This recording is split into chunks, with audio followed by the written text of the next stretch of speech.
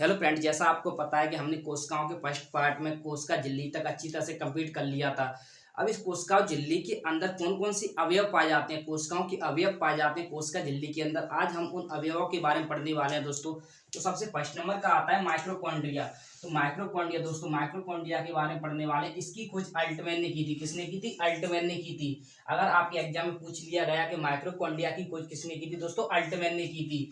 यहाँ ऑक्सीशोषण भी होता है, जो माइक्रोकॉन्ड्रिया होता है उसमें ऑक्सीशोषण भी होता है। यहाँ क्रेब्स चक्र भी चलता है, जो माइक्रोकॉन्ड्रिया होता है उसमें क्रेब्स चक्र चलता है, जिसके फलस्वरूप एटीपी तथा ग्लूकोज बनते हैं। जिसके फलस्वरूप दोस्तों एटीपी तथा ग्लूकोज बनते हैं, जिनसे हमें ऊर्जा मिलती है, एनर्जी मिलती है। दोस्तों आपको पता है कि क्रेब्स चक्र चलता है माइक्रोकॉन्ड्रिया में। क्या चलता है दोस्तों? क्रेब्स चक्कर चलता है, जिसके फलस्वरूप एटीपी बनते हैं। दोस्तों आपको पता होना चाहिए कि 38 एटीपी मिला के 1 ग्राम ग्लूकोज का निर्माण करते हैं। कितने ग्राम ग्लूकोज का निर्माण करते हैं? 1 ग्राम ग्लूकोज का निर्माण करते हैं। 1 ग्राम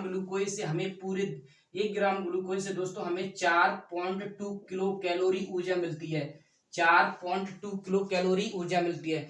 दोस्तों आपको पूरे दिन भर में 2500 कैलोरी ऊर्जा की आवश्यकता होती है। दोस्तों अच्छे से याद रखना है कि 38 एटीपी मिला के 1 ग्राम ग्लूकोज बनाते हैं। 1 ग्राम ग्लूकोज से हमें 4.2 किलो कैलोरी ऊर्जा मिलती है।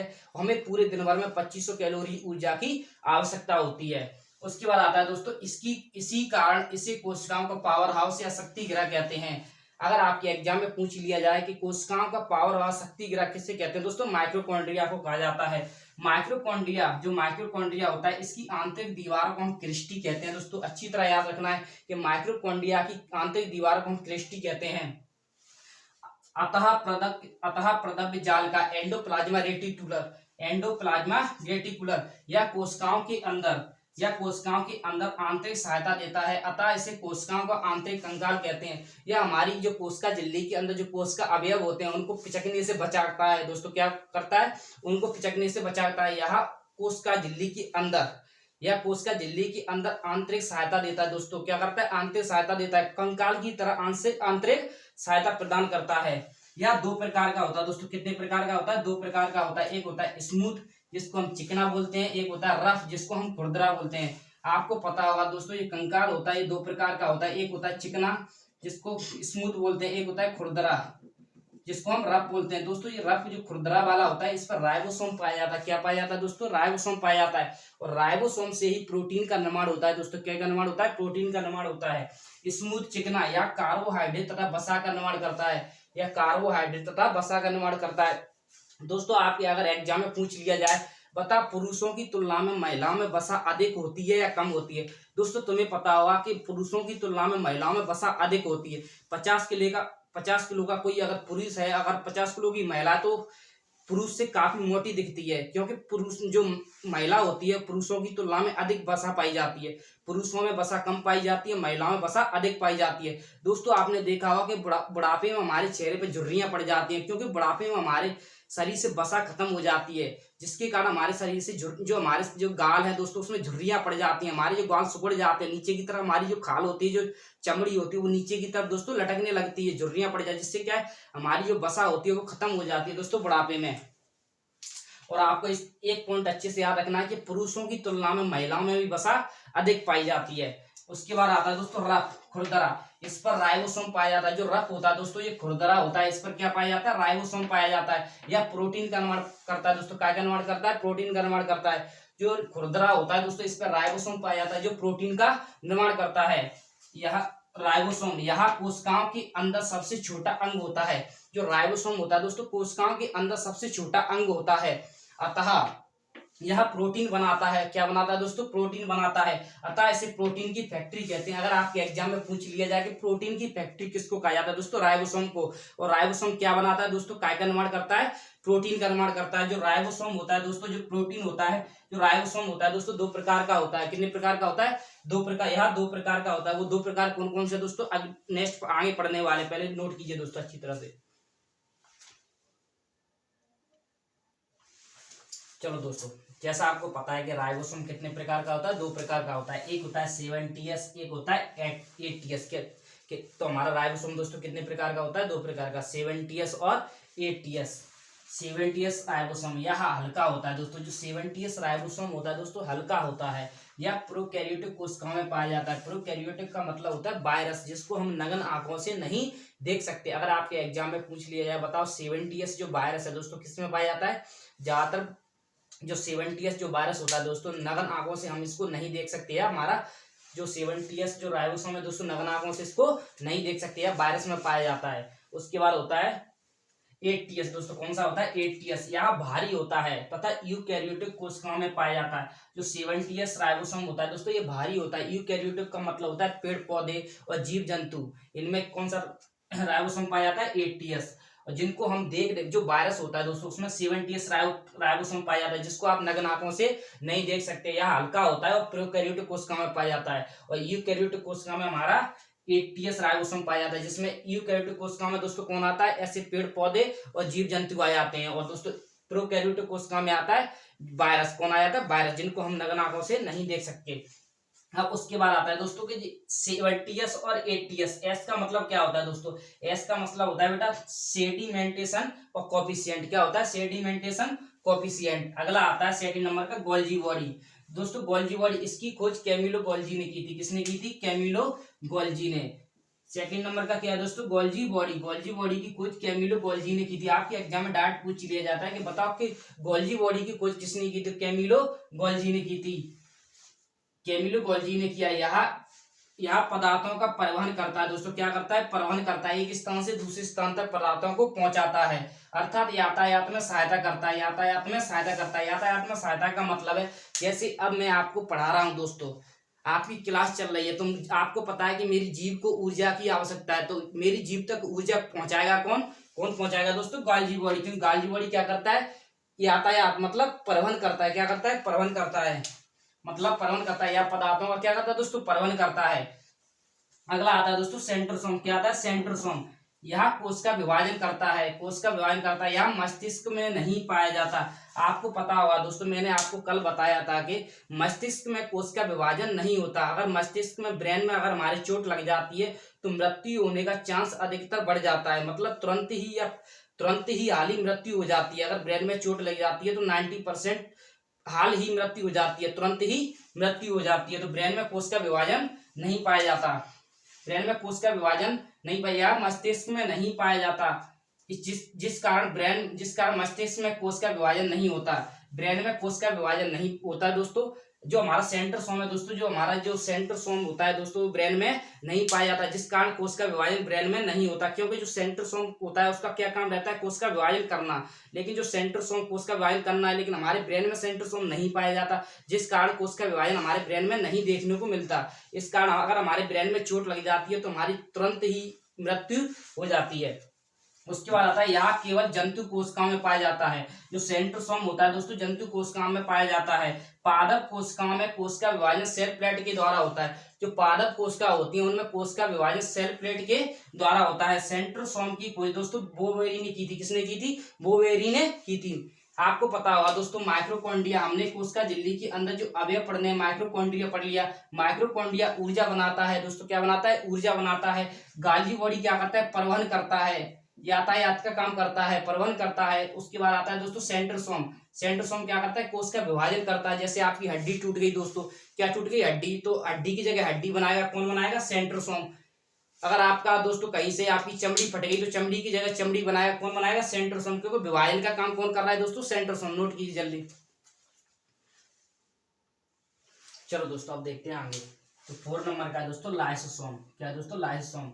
यह कोशिकाओं के अंदर पाचन का कार्य करता है। जो लाइसोसोम होता है, जो हमारी कोशिका होती है दोस्तों, उसके अंदर क्या काम करता है? पाचन का कार्य करता है।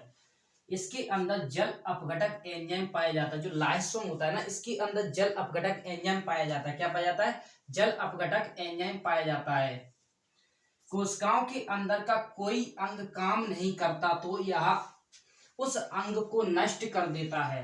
दोस्तों आपको पता होगा जो लाइसोसोम होता है उसमें जल अपघटक एंजाइम पाया जाता है। अगर कोशिका का कोई भी अंग काम नहीं कर रहा तो उसमें से जल अपघटक एंजाइम को छिड़क कर जो जल अपघटक एंजाइम इसके अंदर पाया जाता है उसको छिड़क कर यह उसको खत्म कर देता है।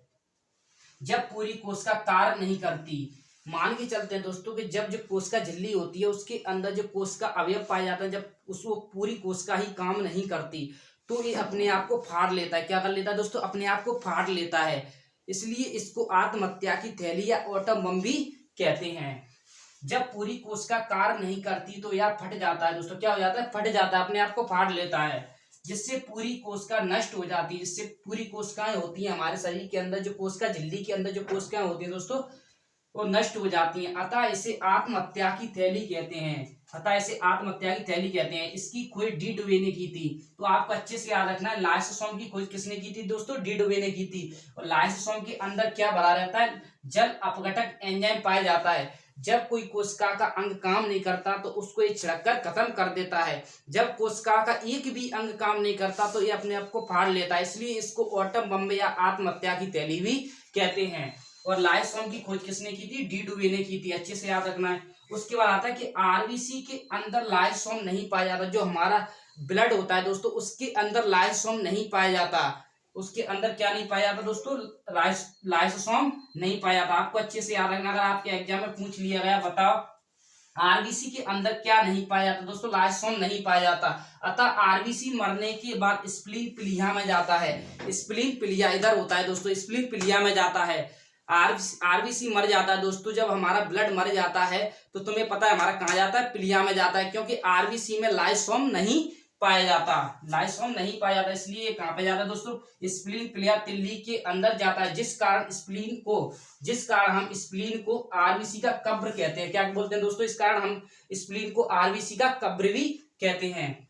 उसके बाद आता है दोस्तों केंद्रक, इसको न्यूक्लियस बोलते हैं। इंग्लिश में क्या बोलते हैं? न्यूक्लियस। इसकी खोज दोस्तों रॉबर्ट ब्राउन ने की थी। आप इसको कैसे याद रखोगे दोस्तों? आपको पता होगा ज्यादातर जितने बड़े फल होते हैं उनका बिया कैसा होता है? ब्राउन कलर का होता है। जैसे आपने तरबूज देखा हो, खरबूजा देखा हो, जिनका बिया कैसा होता है? बिया का मतलब होता है बीज, ब्राउन कलर का होता है। तो आप कैसे याद रखोगे? बिया मतलब बिया ब्राउन। तो फिर दोस्तों न्यूक्लियस की खोज किसने की थी? रॉबर्ट ब्राउन ने किया था। यह कोशिकाओं को नियंत्रण करके रखता है। जो कोशिकाओं को नियंत्रण करके रखता है, जो हमारी जो कोशिका होती है उनका दिमाग कहा जाता है दोस्तों न्यूक्लियस को। इसलिए कोशिकाओं को नियंत्रण करके रखता है।